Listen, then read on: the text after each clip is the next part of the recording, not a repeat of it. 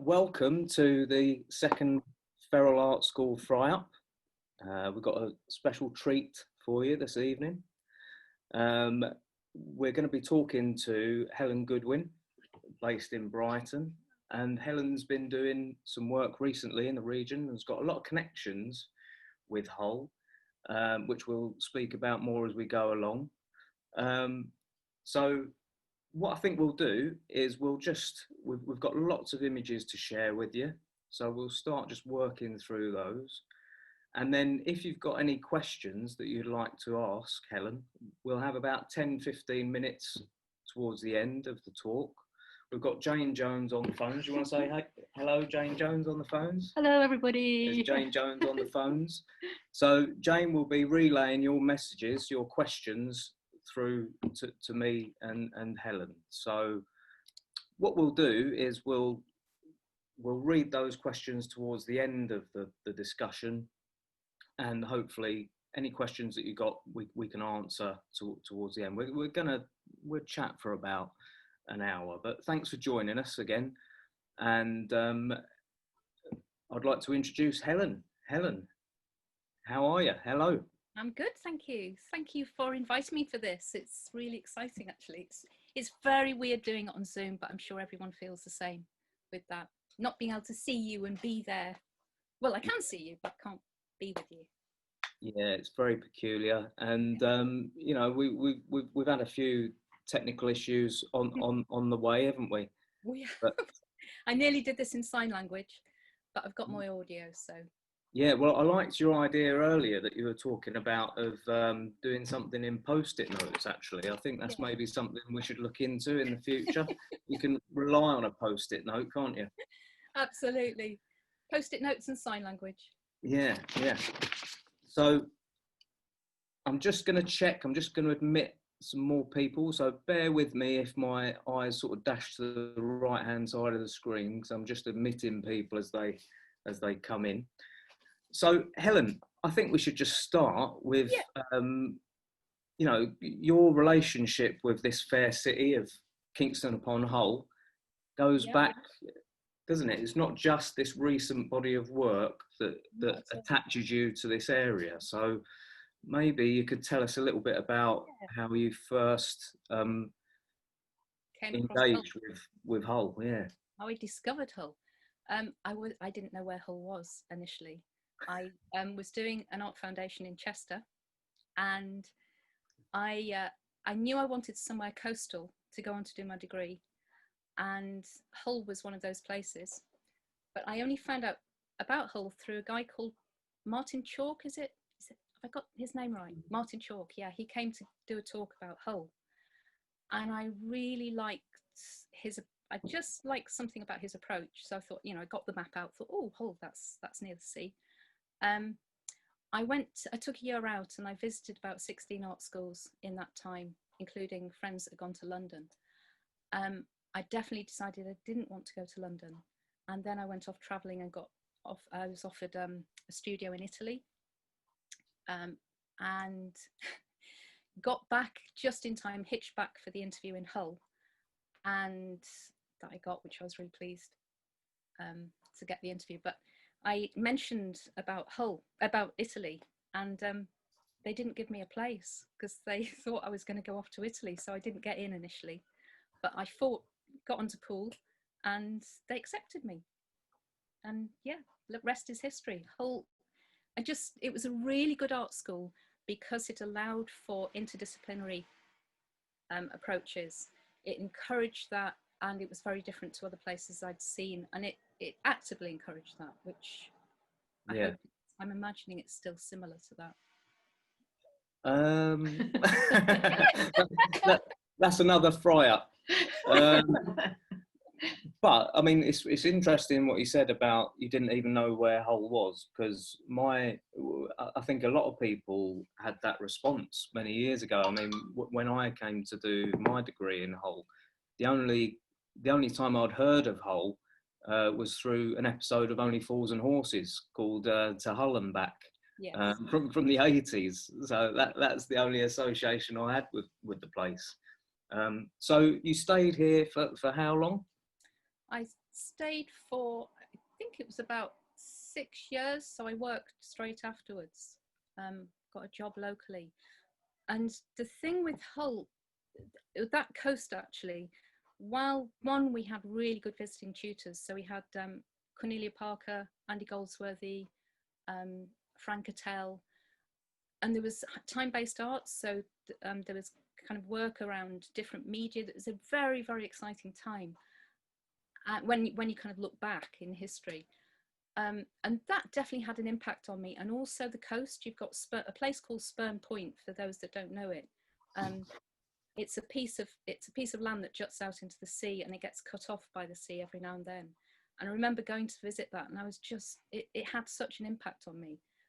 Again, you don't always realize when you're doing your degree, but you're exposed to so many different things, and you carry that. And yeah, that was something that stayed with me and has had impact on me. Yeah. So how long after when did you decide to then travel? You did quite a lot of travel, didn't you? Yeah, I'd always traveled prior to, kind of been on the road traveling since I was about 16, 17, and that really, I think, definitely informs my practice. So I went off traveling. I got a scholarship to Hungary, to Budapest. So I went from Hull to Budapest, and then where did I go after that? Oh yeah, then I went to live in Asia for 8 years. And again, that's informed my practice quite a lot. So does that lead us on to some of the images that you've selected for us? Yeah, Would sure. it be a good time to start looking at those? Yeah. Okay. So I'm just going to do the share screen function, everybody. So you should be able to see very soon. There might be a slight delay, but you should be able to see on the screen now. So yeah, I'm going to show you just a selection, a real kind of condensed selection of my practice, to give you kind of, that hopefully will kind of lead into what I've done in Skipsea. So I did my scholarship in Budapest, which was amazing. And then I didn't create anything for a while. I went to live in China with my partner, who had a job with Save the Children. And at first I went kind of a little stuck. I wasn't quite sure what to do, and trying to discover the art scene was really difficult, very, very hidden at that point. Certainly no foreign artists. And I managed to make connection through a local artist, got invited to the Art Institute. And then I think it was about 2 weeks later, I got a phone call to say, you're in an international exhibition next week. All the adverts had gone out, but I'd made no work. I hadn't made work for a few years. I worked very much in response to space. So they said the adverts had gone out, and my name was there. So I went out to this place. It was a big kind of international forum. And there was this big marble floor with a very ugly circle in the middle. So I decided to use that circle. So this is rice flour. And then round the edge, you'll see little ancestral suits traced out in rice. They're burnt for the ancestors in the afterlife. They're a Buddhist objects. I'm very interested in objects and material of place. And what was really interesting is the floor, unbeknown to me, is a place that you do not put artwork on or anything on. It's a dirty space. So people walk straight through it. And it was only when they're in the middle of it, they realized what they'd done. So the suits all got kicked, and people tried to reconstruct them. So they ended up in these kind of strange configurations. And I just decided I had to let go. It was hard at first, but I thought, okay, well, that's something I've learned. So it's all those little kind of nuances and cultural things that you pick up when you're living in a place. So is there kind of rice flour footprints all over the gallery space? All over the gallery, yeah. I've used that in my work since, but yeah, there were traces of everybody everywhere. And it was so sweet watching people try to reconstruct them when they realised that they were standing in the middle of a piece. Yeah, yeah. So it almost became a participatory piece. Yeah, unintentionally. Yeah. Well, should we move on to the next one, Helen? Yeah. Yeah. Yeah, please do. Oh, let me just. Whoops. Yay. So I lived in the south of China. Slowly I'd started to meet other artists, and this was a performance piece based on the increased pollution that not just myself but people were talking about then. And the south of China, we were living very high in the mountains, but yeah, pollution was on the increase. The masks are not to do with protection against virus at that point, but they were protection against pollution, and white is often worn for death. So it was to do with a piece to do with loss and pollution, and we drove a car through the city covered in bright flowers. And it's something my friend, who I'm still collaborating with actually, she mentioned that if we tried to make the same piece in Beijing, it would have been virtually impossible. So a lot of artists were moving to the south of China because they could be more, the eye was less on them, so they're able to do the things they wished to do.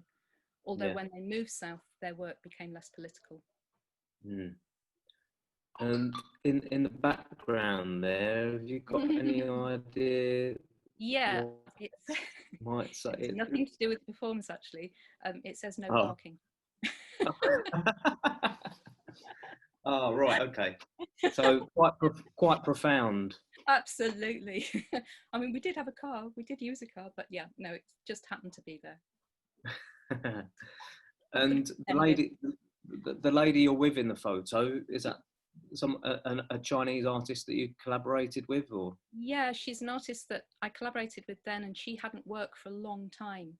And I met a Swedish curator who opened a Nordic Chinese gallery, and herself and a few others, it kind of gave them a permission to start practice again.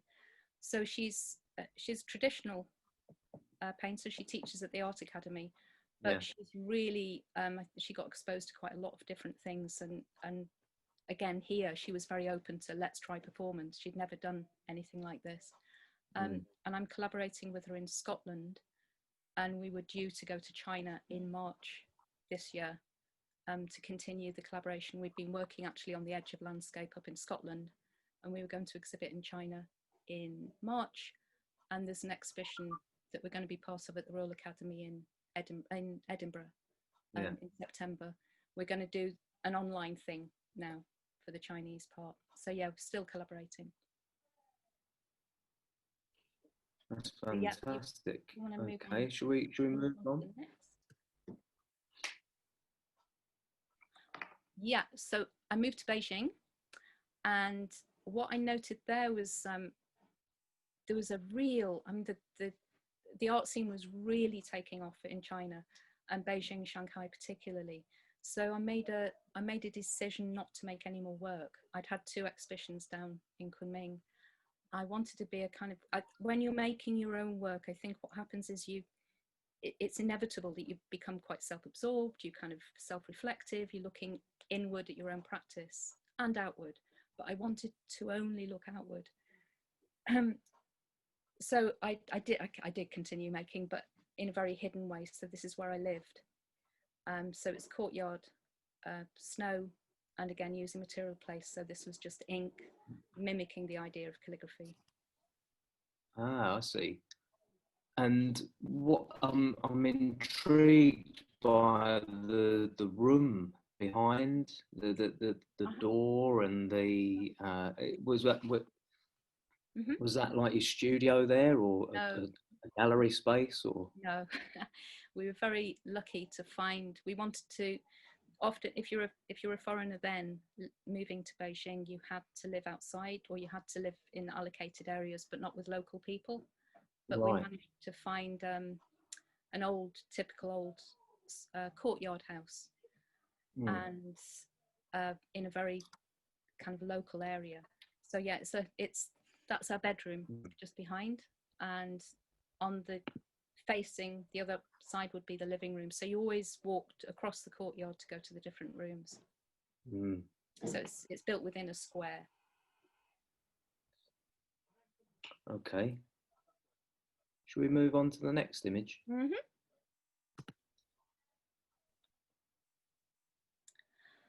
So I came back to the UK, and the curator I'd met in China, the Swedish curator, she invited me to exhibit in Sweden, sorry. And this was an international exhibition. This is the smallest gallery in Sweden. It's called Kunst. Yes, the small gallery. It's really tiny. And I discovered when I was there that the top of the gallery had charcoal, and I was intrigued. But why was that charcoal there? They used it as an insulating material to keep the houses warm during the winter. And because it was no longer being lived in, they let me use the charcoal. And it was to do with the Icelandic cloud that covered. Yeah. The exhibition was called Food and it was about food. So the red thread is from China, so it's referencing China. Lifeline, lifeblood. So people from Africa, their lives were being affected and impacted because they couldn't send roses and flowers and food that they would normally grow for an international market. So they were really suffering because of this cloud. And then I painted water on the wall and threw the charcoal to create the drawing at the back. So we were speaking about this before, about how in a lot of your work you like to use these contrasting materials. You know, the materiality is important to have these substances that wouldn't necessarily naturally meet. So is this kind of an example of you using a material that you come across due to being working in the space, and then you've also got this, you must have quite a vast vocabulary of different materials from your travels. Yeah, if you think materials that I use, it's like a painter or a sculptor would have specific materials that their palette, if you like.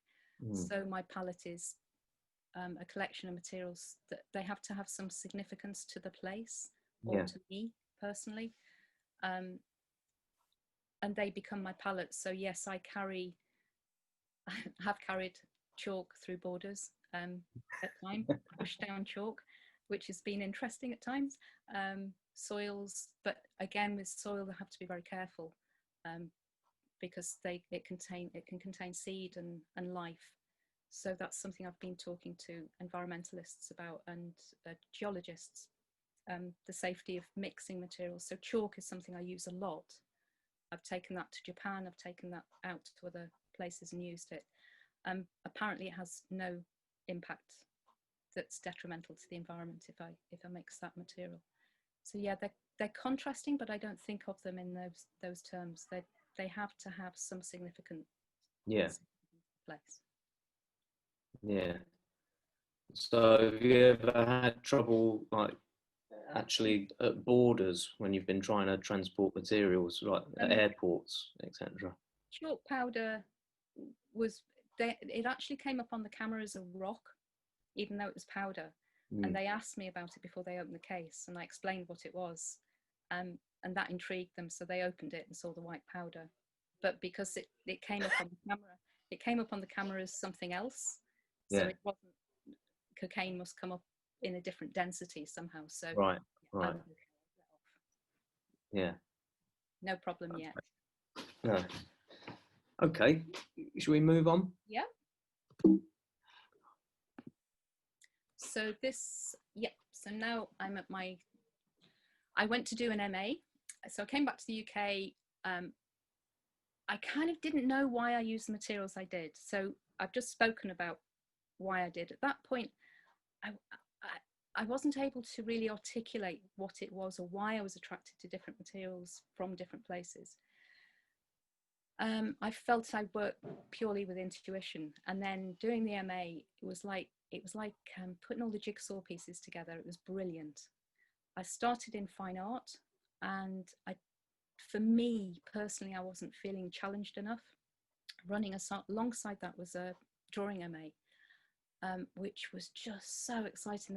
They had dancers, cartographers, doctors, So the dialogue was much more varied. And I kept kind of gate crashing, and in the end I transferred. And this is in the drawing centre, herringbone floor. Sussex is traditionally, it hand burns, has been hand burning charcoal for a long, long time. So this is hand burnt charcoal from Sussex, tracing the wooden floor at the herringbone floor. So it's a drawing. And how long, what, I mean, just to indicate the sort of size of that, how long is the piece? Is it? About 2 meters long. Is yeah. it? About, yeah, maybe short, just short of. And so you went out and collected all of that material. How did you collect it?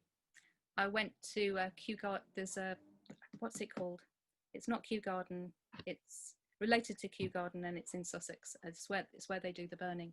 And I bought Right. Yeah. I didn't go and hand burn it myself, but I bought a local bag of charcoal, carried it up to London. And when I made this piece, I got snowed in Wimbledon, which is where I was studying. I couldn't get back, so it was brilliant. I had 4 days just making work in the studio. Yeah. Oh wow. That was exciting. And how long was it in situ for that piece? Was it? They left it for a while actually, and it turned into different pieces. I started sweeping the floor, across the floor. So so most of my work is impermanent. It disappears, gets swept, cut down. So I think it was there for about a week and a half, which gave me time to kind of explore and change it. Yeah, so you can move on. Right, okay, let's move on.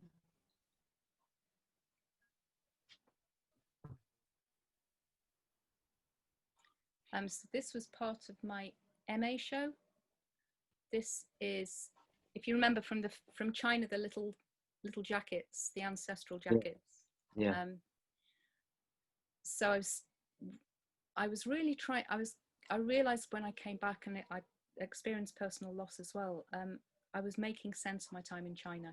So this is drawn. I made the jacket myself, a replica of the ancestral jacket, and it's just purely dust. So it's chalk and charcoal, Sussex chalk and Sussex charcoal, with the reference to China with the red thread, and obviously the jacket. And part of that piece was undrawing it. So it was filmed as I undrew the drawing. That became part of the piece, as important as the actual piece. And so there were just one of these? No, there were 3 in a row. That kind of related to the loss that I'd experienced. So they were in a line, and I remember the examiners coming and saying, people won't walk over it or touch, you know, like in China. Well, yeah, I got big footprints through it, and it's so interesting when people, the kind of awareness of space and working with dust a lot. How people do just walk through it, but that's part of the piece. I accept that. Rather than putting a big kind of tape around it, I take the risk of the inevitable, really. And have you repeated this work anywhere else? Have you reinstalled it? This was it just particular piece I did reinstall? I recreated it in Sweden as part of a bigger exhibition, which actually I think, yeah, we go to next. Okay, do that.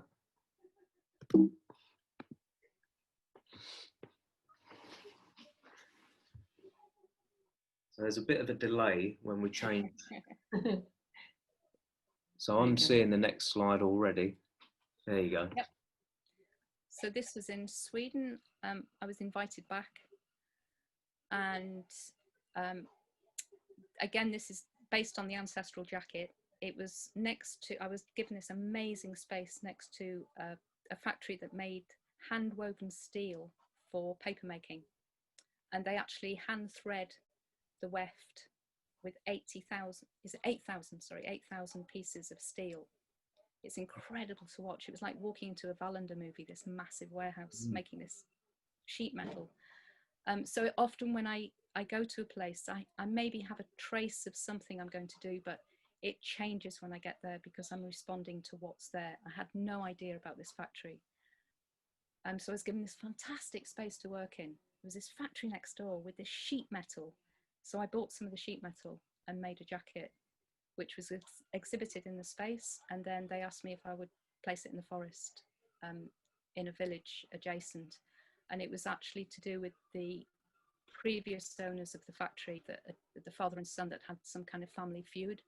So it was trying to kind of bring that, and they'd since died. So it was a kind of ancestral offering to them. It's not, from a personal point of view, I'm not a practicing spiritual person, but it was based on the belief system that I'd been working with from objects. And so what was it that sort of attracted you to ancestral jackets in the first place? Yeah, that's a good question. When I was in China, I was, to make sense of my belonging there, I actually started drawing in a very academic way. I went back to drawing kind of observation of people and place.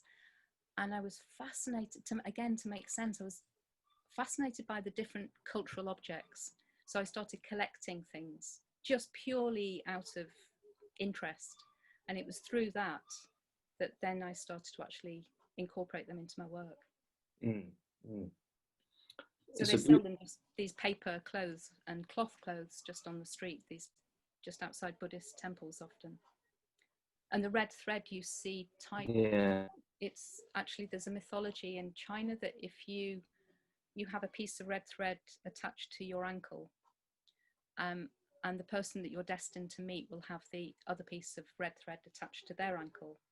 And at the point you meet, that thread will attach, and in Japan it's the little finger.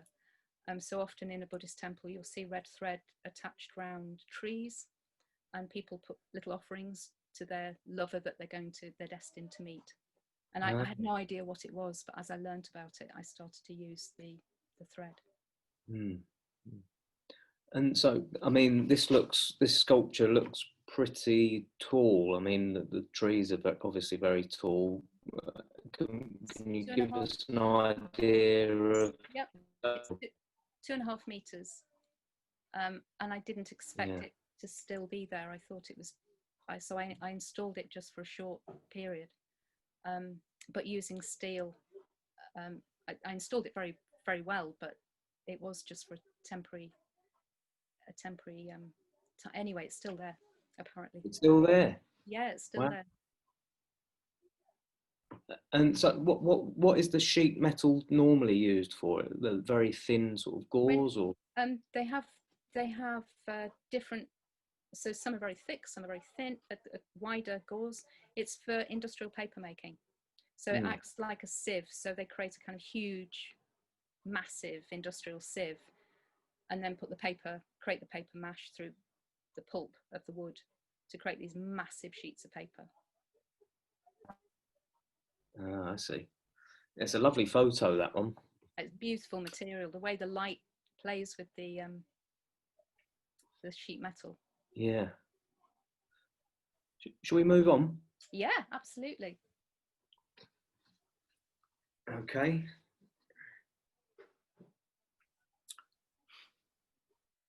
So I can see the next slide. I don't know about anyone else. I can't. There we go. Okay. So this was Sweden. I think 2 or 3 years. 2017. This one. I met a curator, practicing artist, who invited me to a different part of Sweden, and this was incredible. I was given either a castle or a forest. I could take the choice. I wasn't quite sure what I was going to make when I got there. I went with a few materials, but this is what I ended up doing. I chose the forest. It was a very, very dry March, very cold, about -2, but I'd sleep every day at lunchtime on the moss until I heard there were wild boar that used to come through. So I stopped doing that. And the idea behind this piece, it's to do with drawing, catching light, and something that I often play with is the idea that we often don't look or see the environment we're used to. So it's to try and kind of, people that walk through the forest every day in Sweden, nature is so part of them, like in Japan. But it was to kind of just highlight the environment that they see every day. And I also, you can't see on this image, but there are little kind of sticks that come out at the end of the trees that I painted a bright ultramarine blue in a different part of the forest. I don't think they're in this image, no. The tension on the, is it wire or is it? No, it's cotton. Cotton. It must have been really difficult to keep the tension so that it doesn't look like it sags at all. It's still there. Part of it is still there. The curator still sends me photographs, so it's disintegrating, but there are still lines. No, it was cotton. Part of my work is not consciously, but is quite performative. So I kind of walked between the trees with a roll of thread next to my shoulder and just pulled it, and the trees became the tension, if you like, right. on my body. It wasn't so difficult. What was difficult is the scale and thinking about how the eye travels across space and how it looks at space, and catching the sunlight and hoping that it would be sunny on the day that they open to the public, and hundreds of people come from nowhere. This is in the middle of nowhere, and then suddenly but the sunlight came, so that was good. And so it looks like it goes quite far back. I can see at the back of the photo it becomes more faint, but it goes further back and it carries on behind the photograph behind you. So yeah, it's a really quite a big piece. Great. Okay. Well, just to remind everyone that obviously you're going to get a chance. If you've got any questions, then remember at the end of our talk, we'll read some questions out. But if you've got any questions, you can start typing them into through the messages function, and then we'll try and answer as many of those as we can at the end of the talk. But shall we move on, Helen? Yeah, absolutely.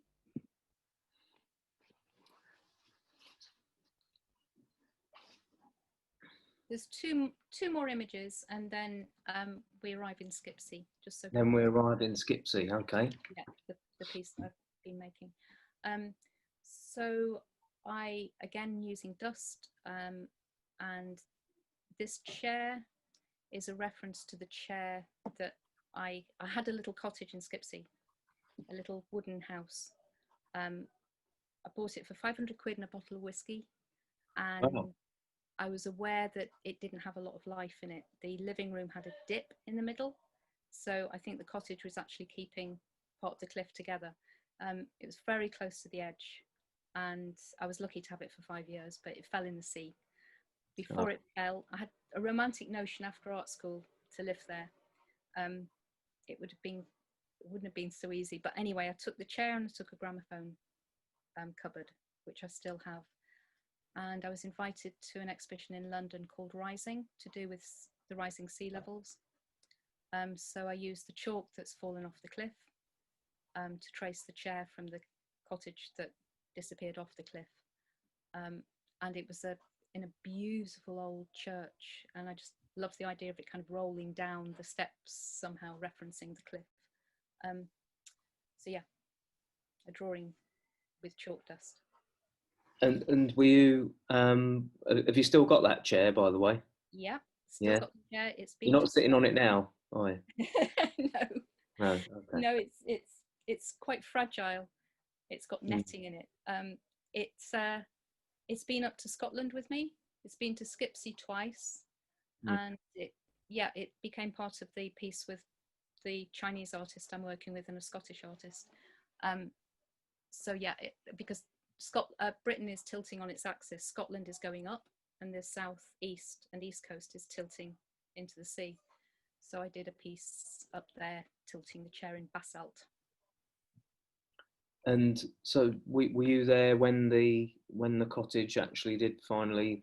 No, during the spring tides, people are aware that that's when the place is quite vulnerable. So I was aware of there being a spring tide coming. So I knew that there was potential of it going. The weirdest thing though, I mean, I was okay. I've got a permanent place to live. But to go and see, even though you know it's gone, you kind of keep looking for a trace. You keep thinking, no, it has to be here somewhere, some evidence. And it was painted pink. So I asked friends in Holland if pieces of pink wood turned up. Could they collect it? It was mine. And you've not received anything in the post yet? No. Okay.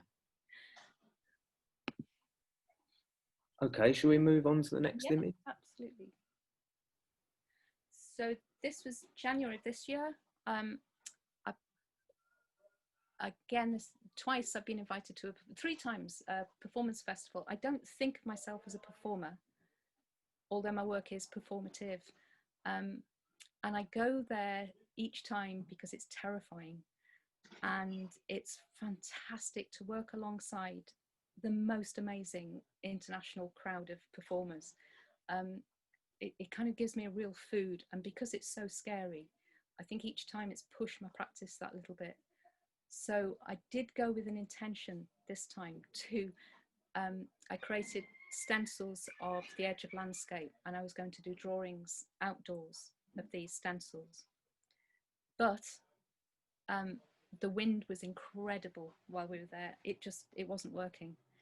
So I decided to paint the rocks, which are basalts, very, very strong. They eventually do go, but they're pretty permanent, semi-permanent. So I decided to stand at the top and trace these rocks, but the chalk, this is Sussex chalk, it blew all over me. So I just thought, okay. So I allowed the environment to kind of dictate what was happening and drew myself. So it was not a planned performance at all. It looks like in the photo, it looks like you're standing quite close to the wall there. So when you moved away, was there like an imprint of yourself on the wall and chalk around you, or? No. No, it was, the wind was just so unpredictable. So it was flying one way and the other. No, there was no, that'd be quite interesting. No, there was no imprint of myself. Yeah. And how long did that piece, were you performing that piece for? I think it was about 20 minutes altogether. So I performed it right on top of it's quite high hill. I did this on the top because I was going to paint the rock below me. Ended up painting myself and then coming down and climbing down the rocks and doing it at the bottom. And how are you applying the paint there? I can see you're holding something. Actually, I'm really sorry, this isn't chalk. This was, I was going to use, so I was using flour. It's an old hospital for infectious diseases. It's now art studios, but it was a hospital, and they gave me a bakery to work in. So I was using the reference of the flour, but I didn't work in the bakery, I worked outside. And how are you applying it? With a sieve. Yes, okay, yeah, I can just about work that out, yeah. If you want to paint your body with something, sieves are really good. There you go. Just get the wind direction in the right way. Yeah. Great, okay.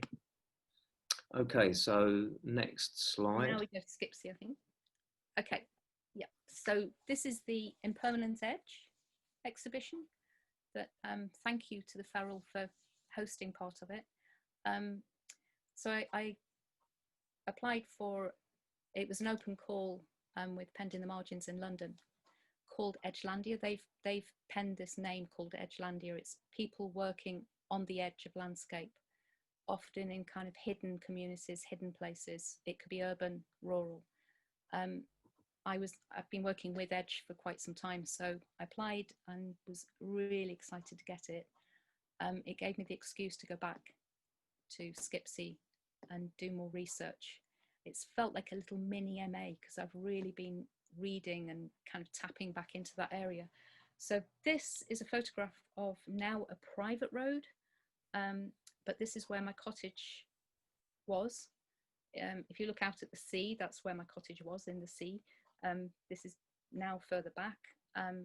So it was a line of railway carriages, little wooden shacks and cottages.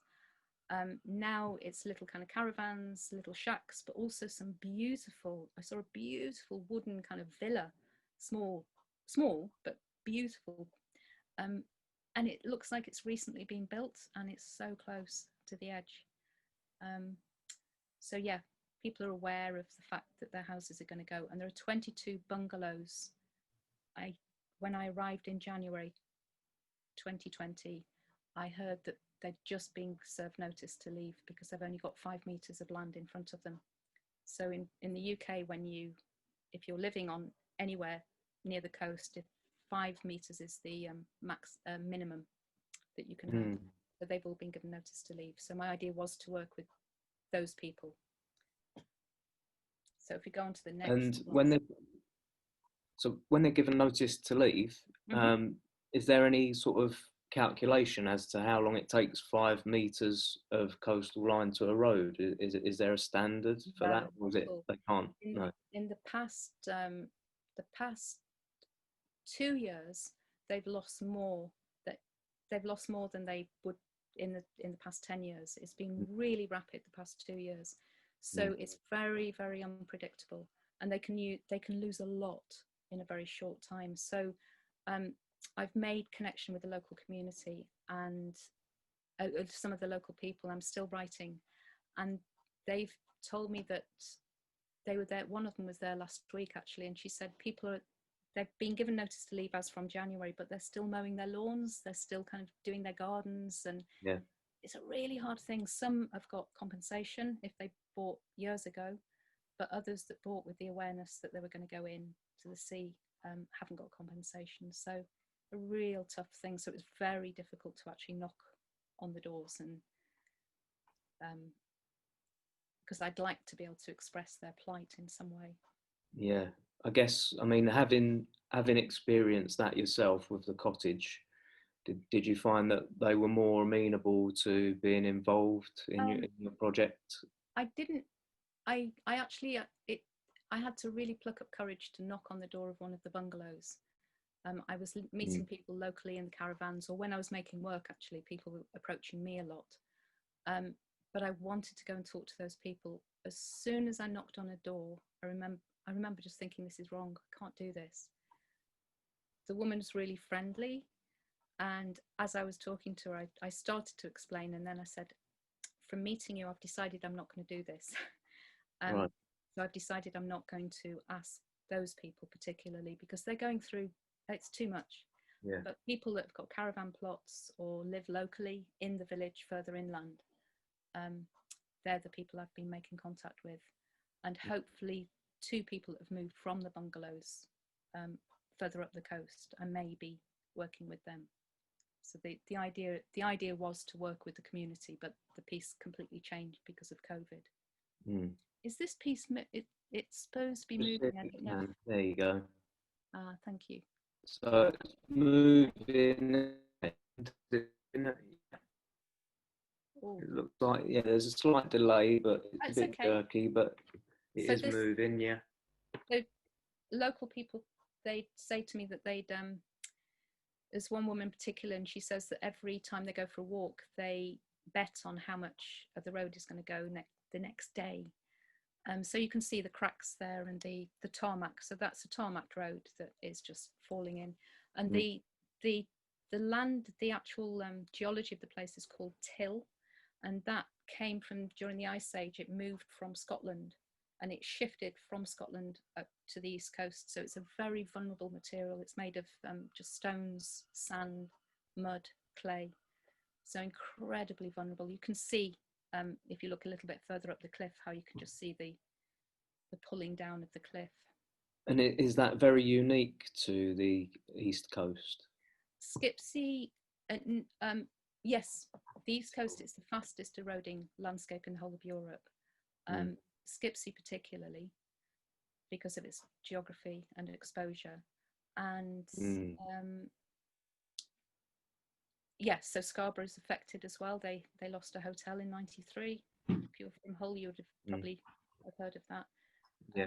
Yeah, and since the Middle Ages, there are villages in the sea. It's been going for a long time, but it's accelerated in recent years because of the climate change. Yes, so if we move on to the next one. So this was my first arrival, and I was slightly overwhelmed actually. I'd not been for a time. This is now, I've been back since. This road, this is gone. So I took my chalk powder and I saw the cracks. So it's a drawing of the cracks on the road.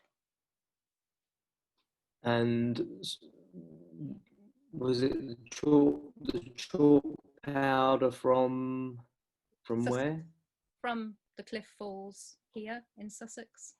Yeah. The erosion is speeding up here as well, but not as fast. And there's a whole kind of argument about sea defences as well, and whether if you create them, you create more problems further up or further down the coast.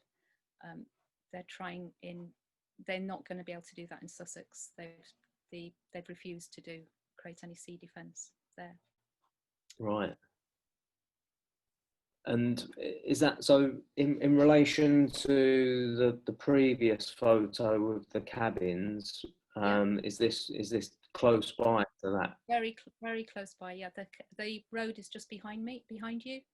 The private road is just behind, and then just beyond.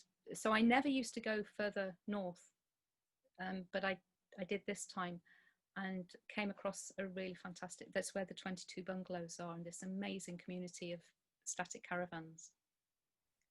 Incredibly friendly. The people were just so lovely and giving. And where would that road have led? Would it have led originally into like a few houses, or probably housing? Yeah, I would have. Yeah. Yeah, I can't answer that. I'm not sure, but I would have. Thinking of how much has gone. Yeah, it's a good question. I should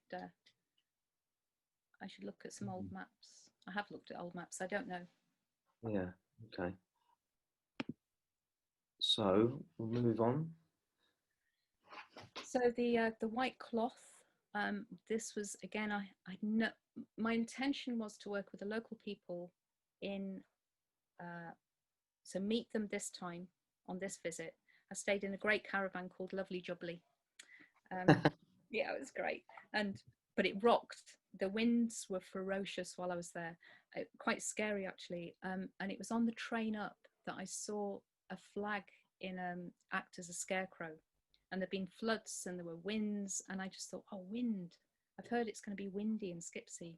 So when I got to Hull, I went to some charity shops and bought some white cloth, and had an idea that maybe I'd use the white cloth, but I was hoping to meet local people to find what kind of objects they would take. The question was, if you had to leave your home suddenly, what would you take with you? Not necessarily to do with erosion, but being there in the wind, one, it was quite difficult to work with the dust again because of the wind. So I made a decision to use these. I had no intention ever to show these. This was just me sketching in landscape, really. So I see this very much as a drawing, catching the wind, tracing the edge of landscape. Yeah, so we could move on to the next. Again, this is drawing. So I'm using the white cloth as a drawing tool to catch the wind, the ebb, the clouds, the white. So it's like using a pencil or a brush. My white cloth is my drawing tool for this particular piece of work.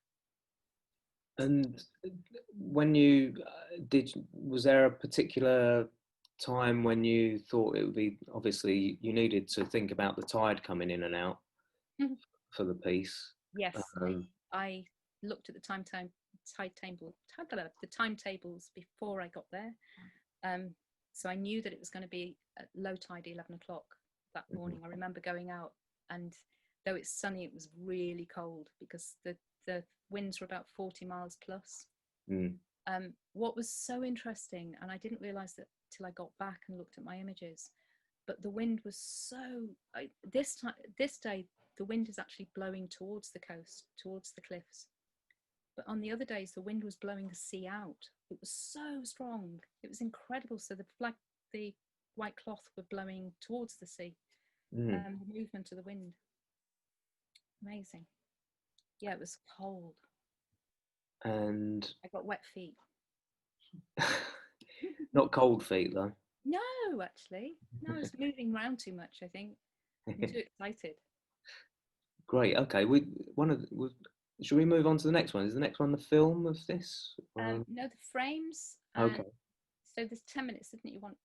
I'll be finished soon. Yeah, we've got. Yep. No, that's backwards. Gone back. Yeah. So there's 2 more images. There we go. So, 3 more. Yeah. So this is the object that many people spoke about taking with them would be a picture, a photograph. One woman said a piece of wallpaper that she'd rip off next to the window, and she'd frame it, so it always reminded her of a view out of the window. So the frame became this. I feel is a piece of work for the people that gave me their stories. So yeah, the picture frame. So when it comes to one thing that interests me about people whose work is sort of performative or temporal is how does that then get exhibited elsewhere? So if you were to exhibit these elsewhere, would you exhibit the photographs? Have you done that before as works themselves? Yeah, and I see them as different pieces. Yeah. The actual making of the piece. Yeah.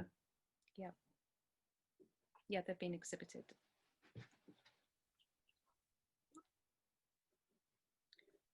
And okay. this is to show everyone a kind of example of the wind. Is this the film? I think so. So let's see if it's a bit noisy. Yeah. So this is the wind. Prepare yourself, everyone.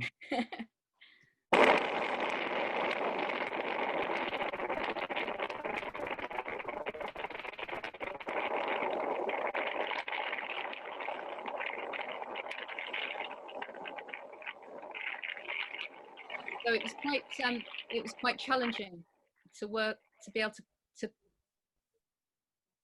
put them in the ground. That they had to go in quite deep so they didn't fall. So again, playing with the idea of the fallen and the inevitable of what's happening there. So I had to think about the angle. I had to think about the direction of the wind, making sure I didn't get wrapped up in them. It was exhausting, exciting, kind of exhilarating, everything. And the interesting thing about making work like this is, in order to record it, I have to kind of step outside of the piece. Yeah. And that's something I've been questioning a lot, and kind of I'm finding a way to do it so I don't have to do that. Yeah. And another thing I notice about this particular shot as well is that I can't see lots of footprints from you sort of adjusting the sticks and yeah. I mean, it looks like you've almost covered your traces there, because I would imagine you would sink quite deeply into that mud if you were... Yeah, I didn't even notice that before. Thank you for pointing that out, because there are pieces I made that definitely did have the footprints. I made a conscious decision, not because of the footprints, but if you see just on the left of the image, you can see how the wind has blown the sand dry. I could see this beautiful kind of reflection so I was playing with the reflection. So basically the wet sand, it's quite firm. Yeah. Was taken off, right. and of course the wetness of the sand would help the footprint to disappear. If it'd been dry sand, we working on this piece? Yeah. Sorry? We working on this piece on your own, or did you have was someone helping you? No. You were totally on your own?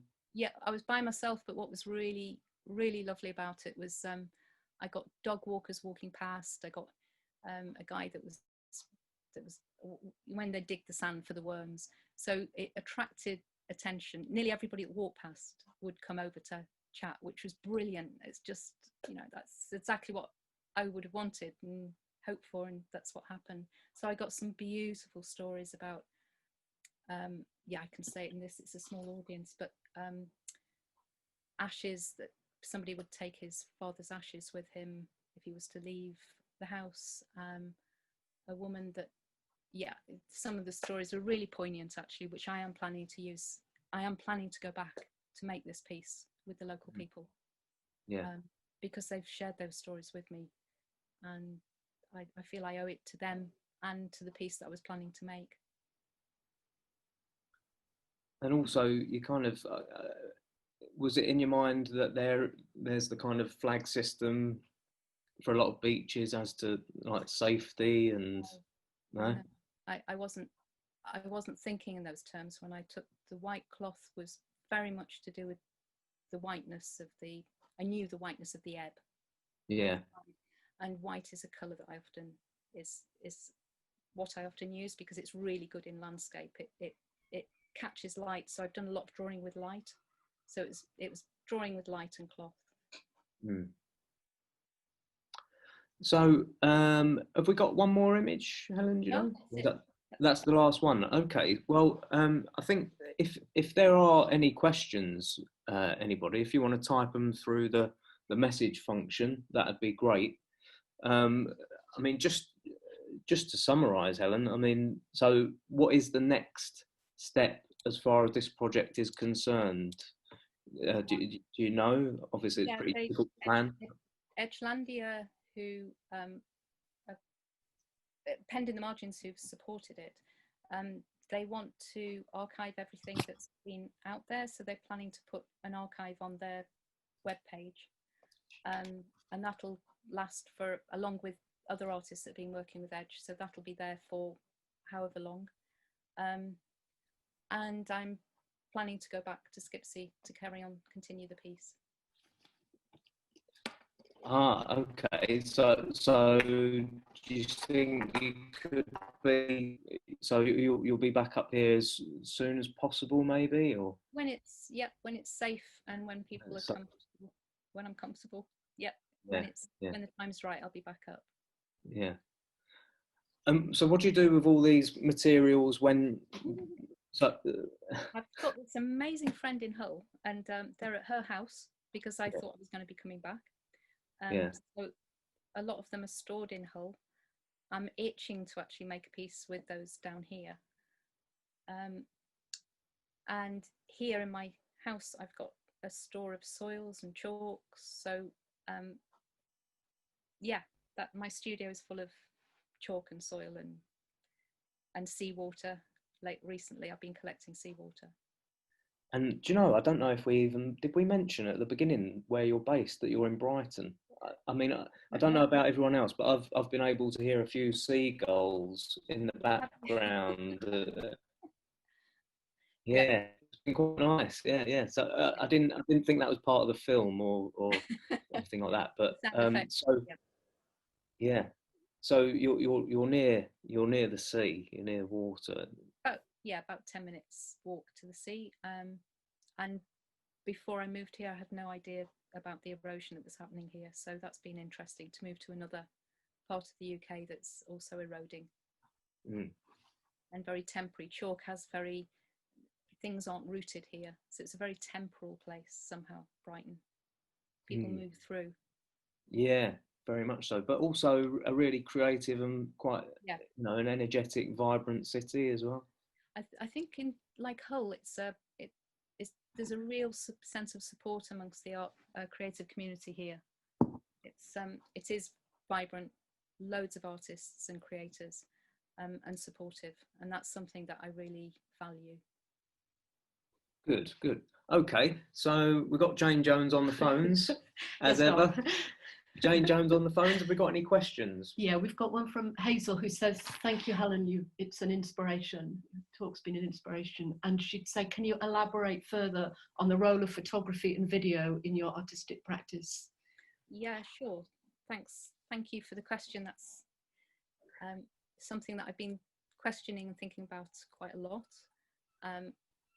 So I see the photograph as a document of the piece.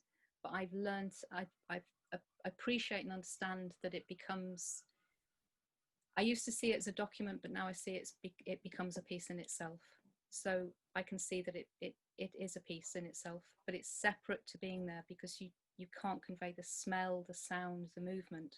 So something that I'm wanting to work with is to strap a GoPro to my body while I'm making the pieces. So I'm not having to pull out of the piece in order to document the piece, because to document it, you have to think about the everything, the kind of where it's positioned in space, but you can't get the whole. So yeah, filming is the way I'd like to go. Thank you for asking, actually. Okay, so I'm just going to stop the screen share so we can see each other. So, any more questions? Jane Jones on the phone? Yeah, actually, I've got a question, Helen. Or I know that you work quite closely with the geology department at the university. I wonder if you want to say anything more about that. Yeah, thank you for that. So I arranged an interview with 2 of the people in the geology department when I made the piece in Skipsea. And I arrived there, and it was a guy called Will Hayes, and he wasn't in his office. And the woman next door said, "But he's always in his office. I don't understand." And they'd actually just been informed that they were going to be having lockdown the next day. But he came along, and he gave me so much of his time, and so did his colleague next door. So they gave me a huge amount of their time. They put me in contact with other people.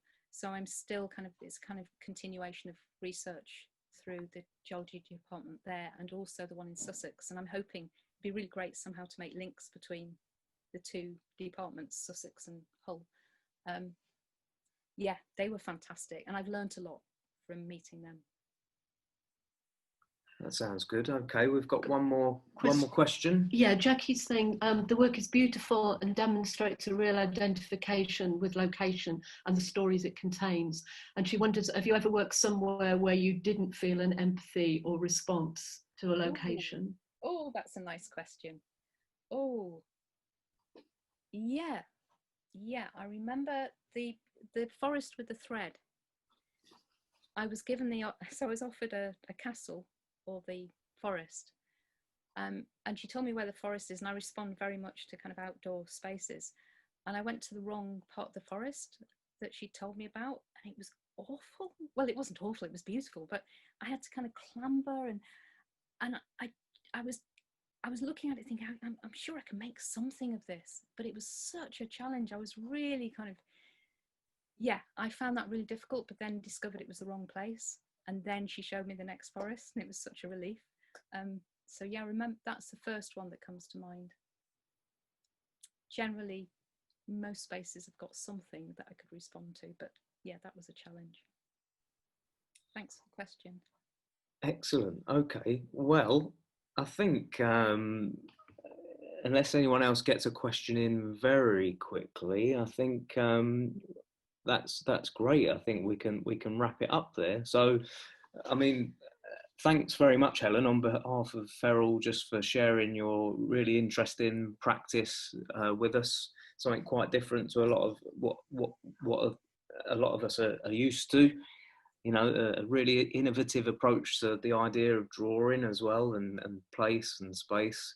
And so we're going to be able to see a piece of your work on the Feral website, are we not? Yeah, Yes, it's on the news and events. So it's on the news and events page now. If anyone wants to have a look at that, go along to feralartschool.org.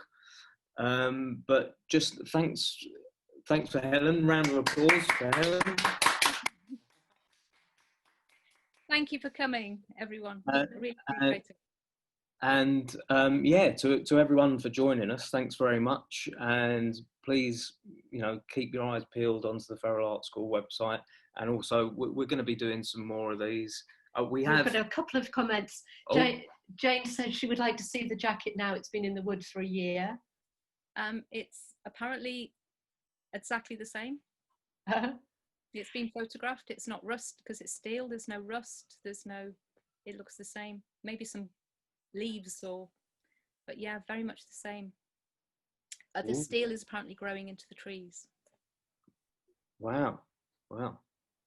And we've got our first international link with Andy Yeah. on holiday. So yeah, just a quick shout out to Andy on holiday in Corfu. He's joining us from Corfu. Oh, nice. He's already looking sickeningly suntanned. He's got a beautiful backdrop there. So hi Andy, and glad you got out there safely, and look forward to seeing you get back soon. Sorry, Helen. It's just it's at this stage I always want to go around and say hi everybody and thank you, and I want to know what you all do, and I know there isn't the time for that, but that's so frustrating. I just kind of keep practicing, keep making. Maybe next time you come up to this area, it might coincide with one of our feral reveals, in which case, you know, you might get to meet lots of people. So we'll see how it goes. But yeah, thanks very much, everybody. I'm gonna log off now. Helen, if you want to just stay on for a little while, we'll have a little chat. And but thanks to everyone for joining us tonight, and hopefully see you again very soon for another fry up. Okay, thanks very much. Thank you. Bye.